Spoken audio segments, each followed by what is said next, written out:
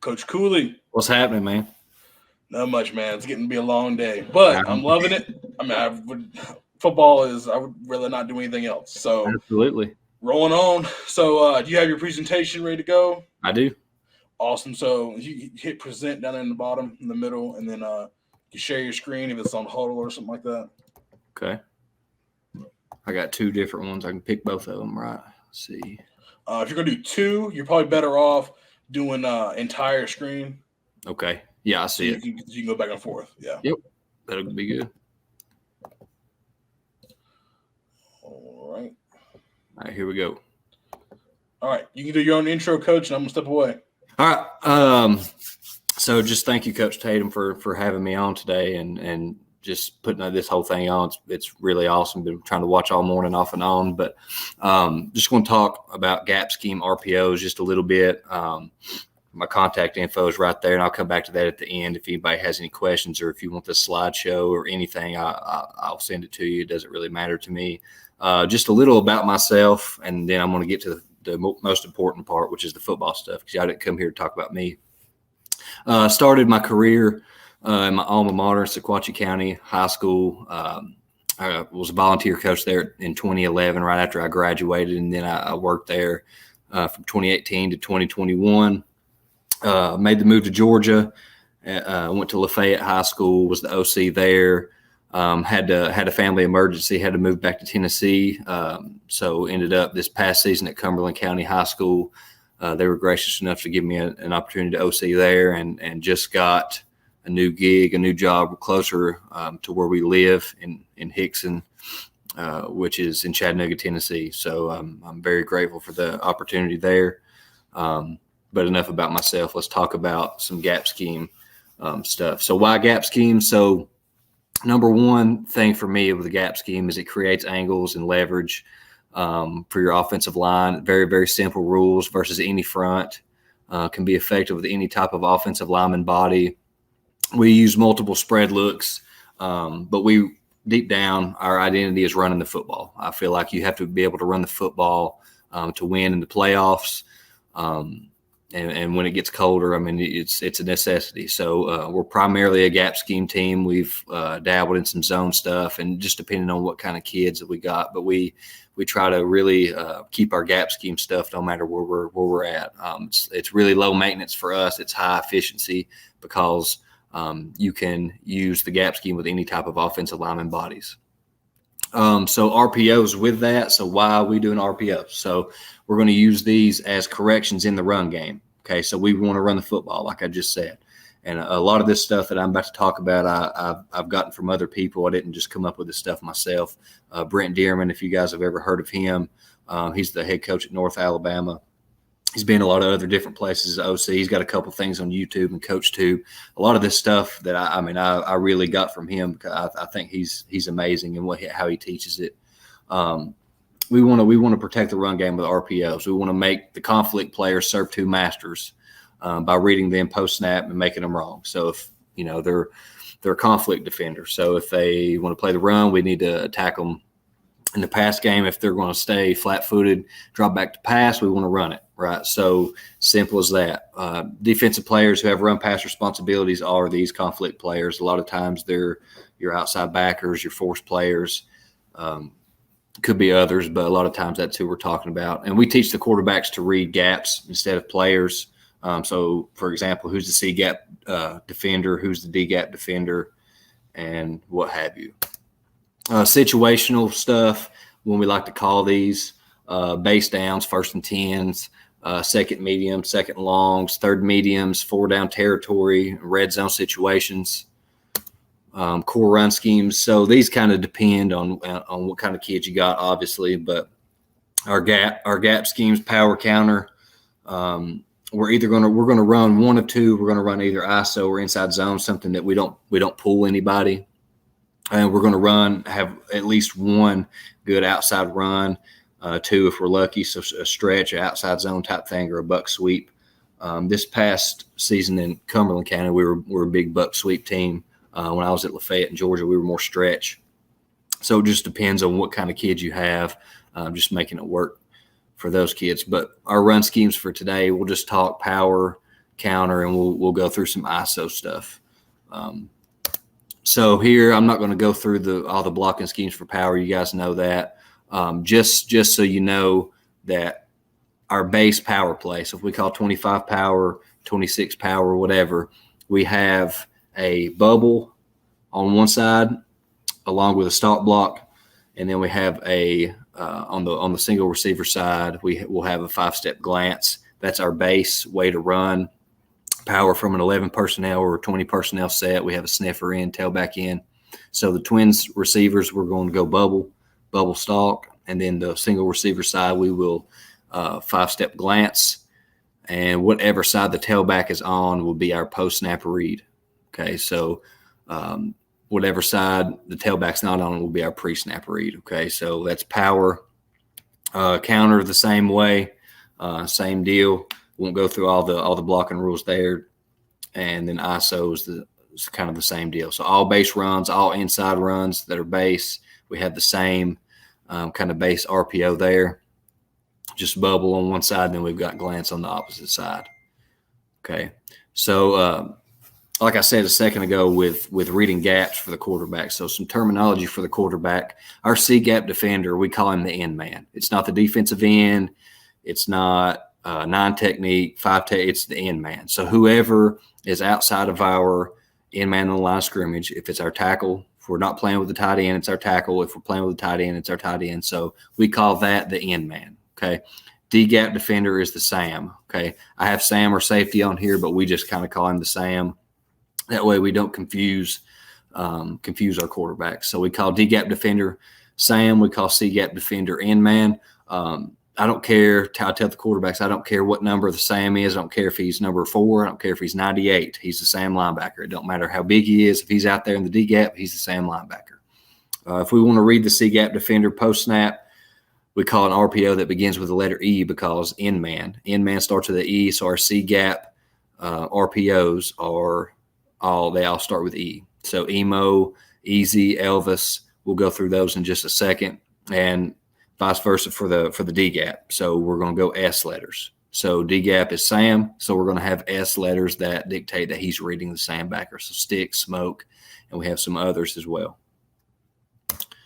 RPOs. So we're just going to talk about 3 of these. I've got a lengthy list here, and we obviously don't carry all these into every single game, but we obviously keep our base, which is the bubble and glance that we just talked about. We have Emo, which is the H-back slice.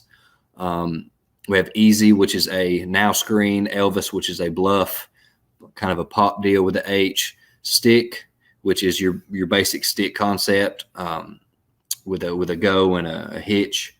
Smoke is all slants for us. Speed will be a speed out, and then monster will be a middle linebacker read out of a trip set. But we'll talk about Emo, stick, and smoke for today, and then I'll take any questions. Hopefully, I'll have enough time and get through it and won't get hung up on something. All right, so Emo. So first level RPO read, right? So it's a C gap defender. So this is our end man. Okay, quarterback reads the C gap guy, which is the end man. So it can look like a split flow zone. Can really good off a counter tray.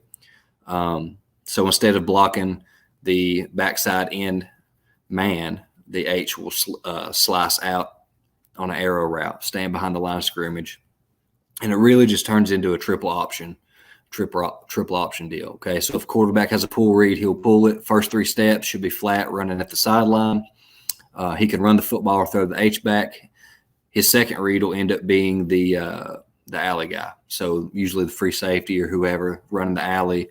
If the free safety chases the H back, he can tuck it and run it. If he attacks the quarterback, he can dump it out to the H back. Our quarterback should never stay in the pocket on the end man read. That's a disaster waiting to happen right there. If you're not blocking the C gap guy and you're keeping the quarterback in the pocket, that's not good.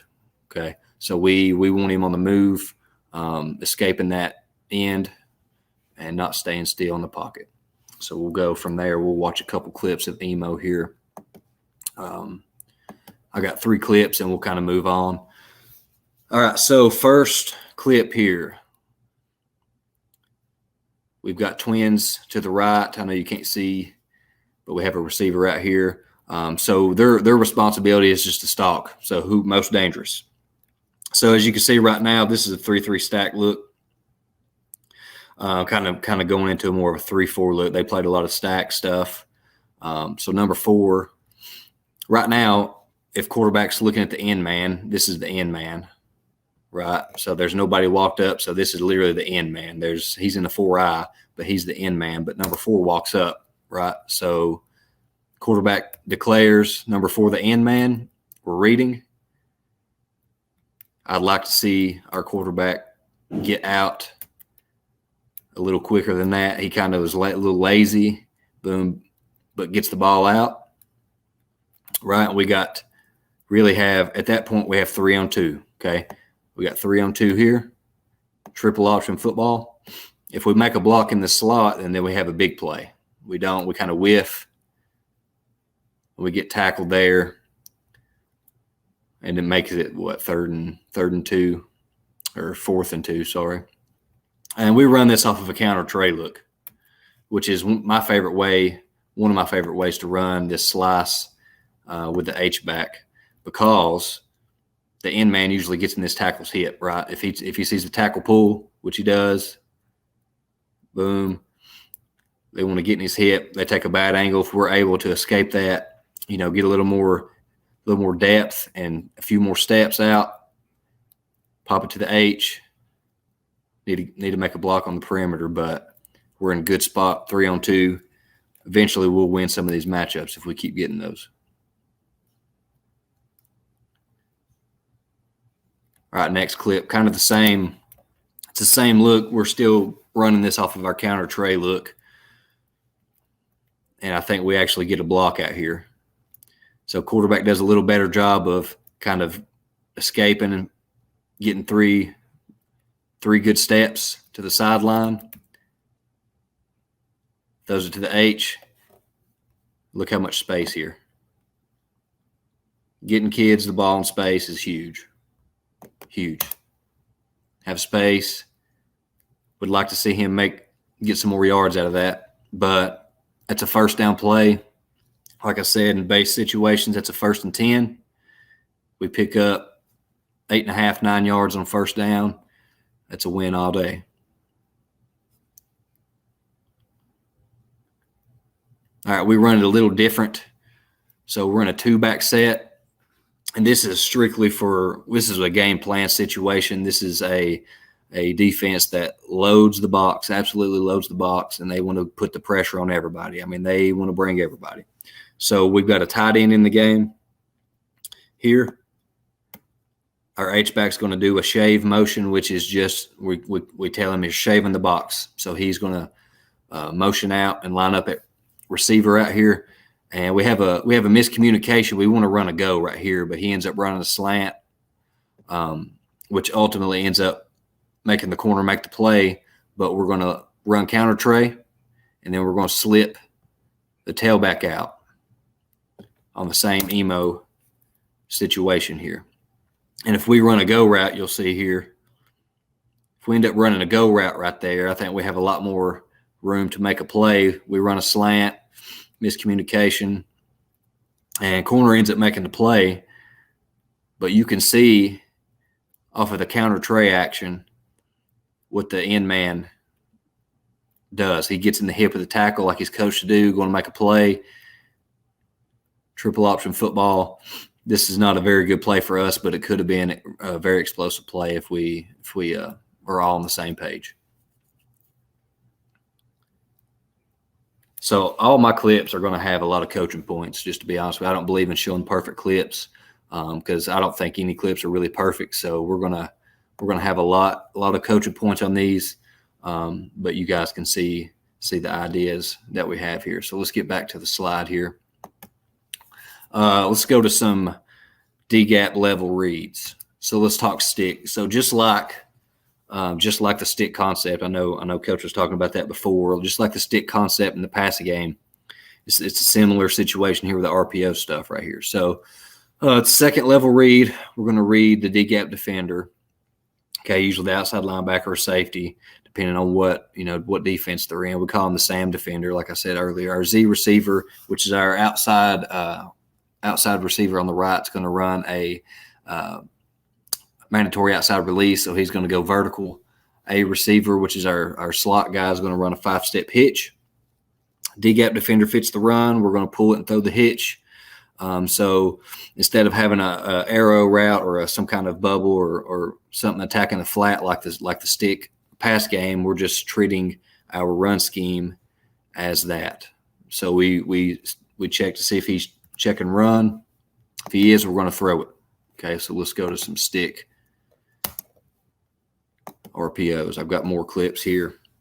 All right, so this was when I was in Georgia at Lafayette High School. We slide the H back. I believe we're running power right here. We got power on the play side here. So ends up being outside release here. Sorry, my penmanship on this huddle stuff's not very good. And then we're just going to sit the hitch down. So our Sam ends up being this cat. So he's our conflict player. He fits. He fits the run. We pull. We throw it. And this is a 2nd and long situation. Pick up 6 yards. 6 yards on 2nd and 10. We have a 3rd and 4, 3rd and manageable situation coming up, which is good.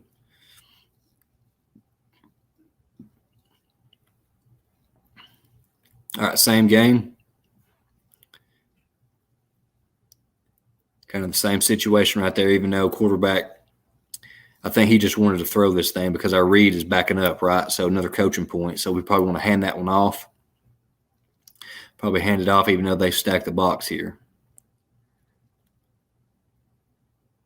But he pulls it, makes a good throw. If he's gonna throw it, he puts it on his outside shoulder, right? So he knows his cat's on the inside. Put it on his outside shoulder, give him a chance to go make a play. That's a 1st down, 1st and 10, and we gain 5. We'll take that all day, every day. 5 yards on 1st down is a good thing.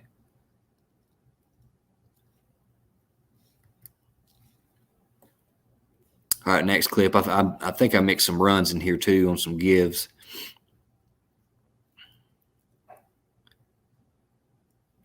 Yep, so we hand this one off. One reason is because they started moving this cat down. Sorry, coach. Start moving this cat down a little bit and playing him out here, right? So he didn't feel comfortable. He sees it pre-snap. He didn't feel comfortable handing that ball off or throwing that ball, so he hands the ball off, right? So he hands it off. Another 1st down play.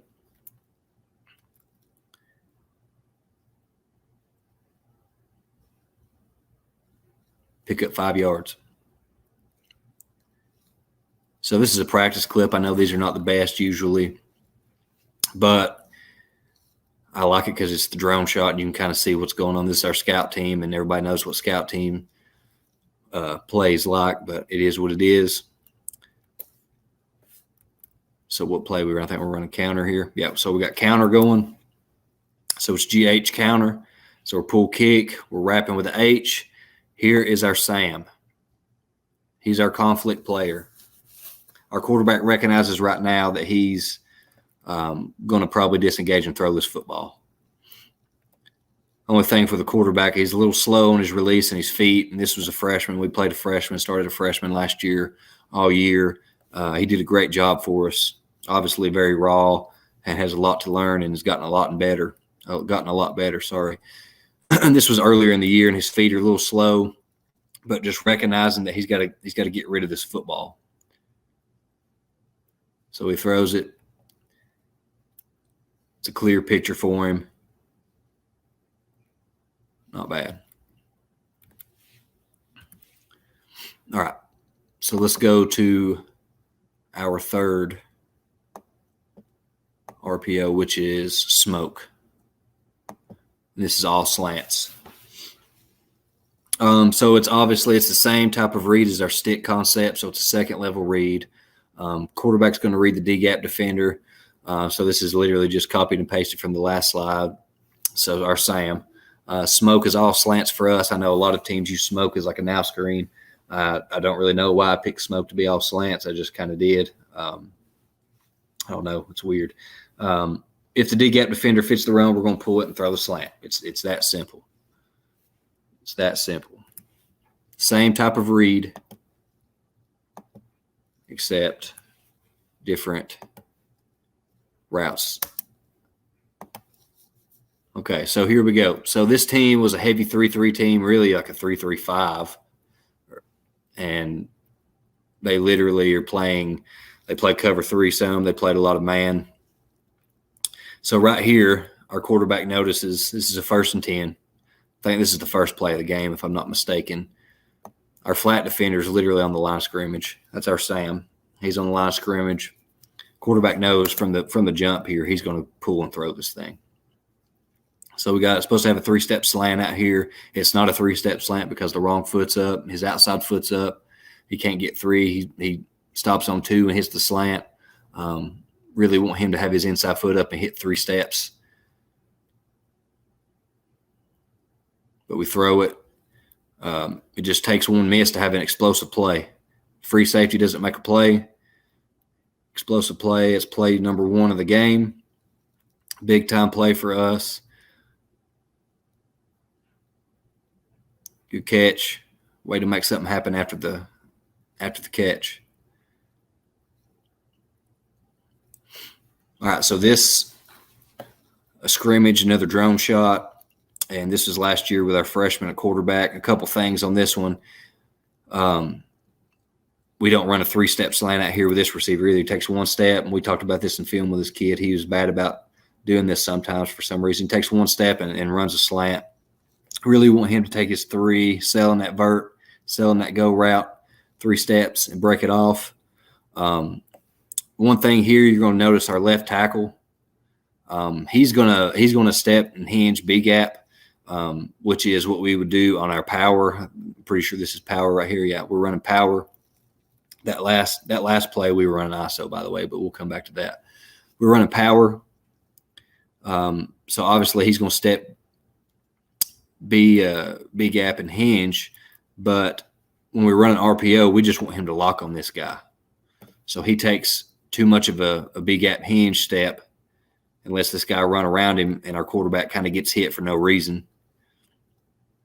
Right. So if we just lock on to him, we have a good feeling that we're going to throw this ball because our Sam's right here. So if Sam's in the box, we're going to throw it. Just go ahead and lock that guy. And how we call into play, we're a wristband team. So every player on the field, they'll have a wristband, and it'll tell them to play and their responsibility, right? So all the offensive line, they have the play, and the tackles have when they're supposed to lock or stay. I think I used lock at Lafayette. We use stay at Cumberland because that's what they used before. So I put it'll be 26 power, and it should say stay on it. So he should get that call every time. It'll say stay. He just got to stay. Right? He doesn't stay. He gets the throw off, but we get destroyed. And like I said, freshman quarterback, his feet are really slow. Takes him a long time to throw it.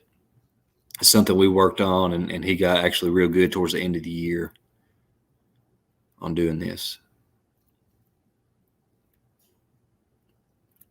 But that's an 8-yard gain right there, and that's a 1st and 10 or a 2nd and 10. I can't remember exactly which one, but we get 8 yards. Not too bad. Another practice shot.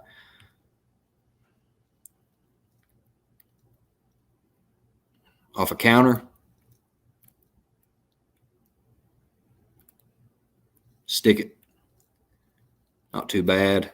Sam's right here. I'm not sure he really – I guess he gives us a read by standing on the line of scrimmage, but I'm not sure he really gives us a read. I think just based on alignment, he kind of just stands there. Scout team, am I right? But just based on where he's aligned pre-snap, he's made the decision he's going to throw this football.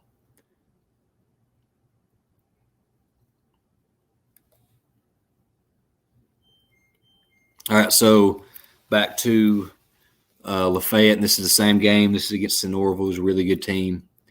This is literally on the 3 or 4 yard line.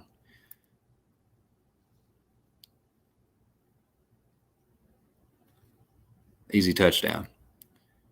Just based on how they're playing, sail the outside vert from the receiver here, step on his toes, break it inside. Good throw, and that's off of our ISO scheme. Not pulling anybody. When we get further and closer to the end zone, I mean, I'll still run power and counter and stuff, but I like if we can run plays where we're not pulling anybody and leaving a gap open, I'm a fan of that.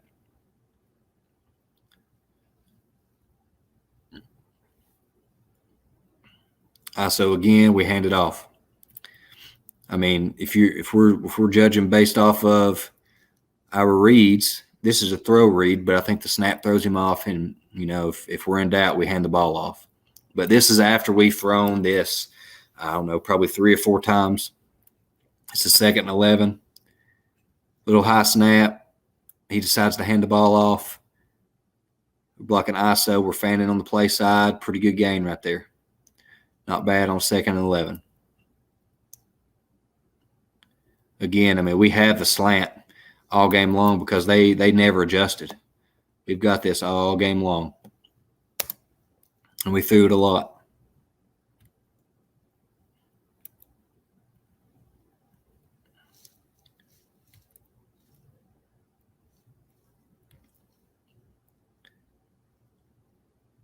Another practice clip. Running it, I think, to the 2 receiver side now. Sam Backer on the line of scrimmage, and these were game plan situations, teams we played. I don't know about you guys, but we in Tennessee, we've saw a lot of 5-2. I've been really seeing a lot of 5-2, especially last year. Saw a lot of 5-2, a lot of man or cover 0 looks. And if you were playing us last year, I understand why you did it. But really, a lot of 5-2, a lot more 5. In Georgia, I saw maybe one 5-2 team, and the rest were a lot of 3-4 cover 2 or quarters, a couple 4-man fronts. But we played a lot of 5-2 boxes, so this is what we were preparing for. Not sure what week this was, but we're running our smoke off of counter, I believe. Yep, counter. And really, he can work inside out on this progression right here. Replace the Sam. So Sam, we're running double slant. We teach him to read inside out. Not sure why he threw the outside. He completed the pass. I know it's practice, but I would throw inside right now. Throw it now, because that's where the pressure kind of comes from. Sam kind of comes on a little blitz or something, whatever scout team kid's doing. Right, replace him with a football. It's a lot easier throw.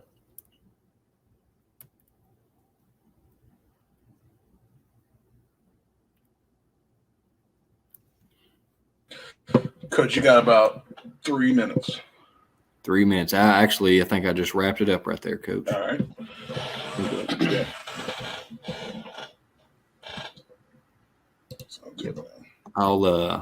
I can put my information in the chat if anybody needs it or whatever I need to do. No, we can add it right back there. Okay. There you go. Yep. If anybody, if you like what you saw, guys, hit up Coach. There's his details. Because we're going to do a lot of that stuff. So yeah, I love it. It's good stuff, and I obviously got a lot more stuff. I planned for 30 minutes, and I'm surprised I hit it right on the head right there. But I just picked 3 to kind of talk about. I could talk about it for 2 hours. But yeah, man, I appreciate you having me on. It's awesome what you're doing, man.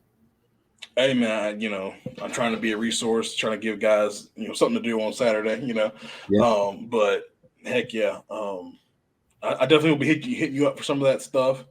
Absolutely. Maybe just talk through some things communication wise and get after this year, Absolutely, man. I appreciate you. All right, man. Well, yeah, good luck this season. Thank you. You too, buddy.